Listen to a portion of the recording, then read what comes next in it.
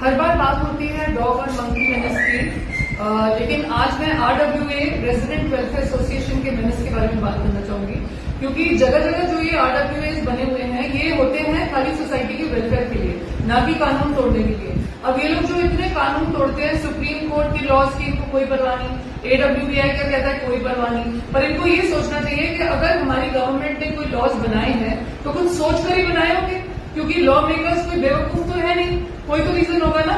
तो जो रेबीज को जो बढ़ावा मिल रहा है इस समय, नसबंदी ठीक से नहीं हो पा रही, वो क्यों नहीं हो पा रही? It is only because of the RWAs, क्योंकि जब तक ये रिलोकेशन नहीं छोड़ेंगे कोई काम ढंग से नहीं हो पाएगा। क्योंकि जब आप एक डॉग को रिलोकेट करते हो, ये लोग क्या करते हैं नालों में और कोई मार्केट एरियाज में या दूर दराज के गांव वगैरह में, घाटों पे, पता नहीं कहाँ छोड़ाते हैं। तो जहां पे छोड़ के आते हैं वहां पे उनके पास खाने पीने की व्यवस्था नहीं होती, वन।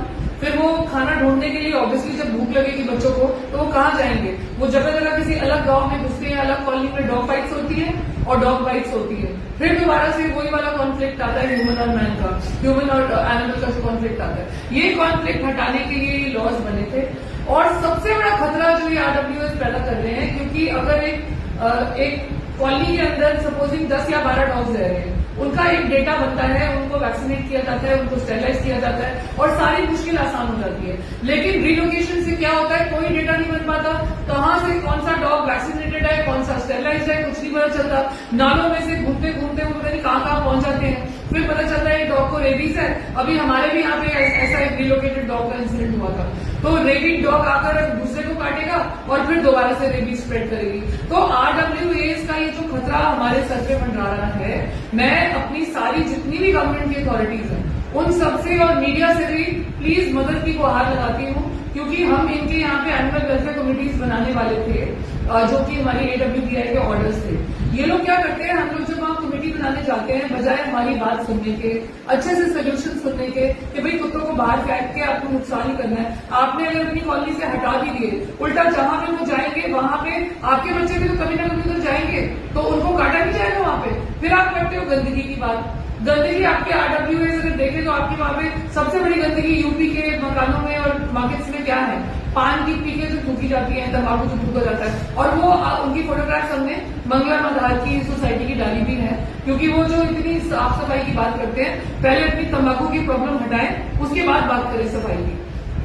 सबसे इम्पोर्टेंट बात मैं आपको फिर कह रही हूँ, इन कॉलोनीज को चेक करना बहुत जरूरी है, क्योंकि गैंग्स बनाना शुरू हो गई है। ये गैंग बना लेती है और ओवर पावर करने की कोशिश करती है, नगर निगम को भी और पुलिस को भी, हमें भी, जितनी भी अथॉरिटीज है। ये AWBI को भी धमकियां देना शुरू हो गए हैं। कल AWBI का एक कॉल गया और वो कहता है हाँ करा लो जो कराना है।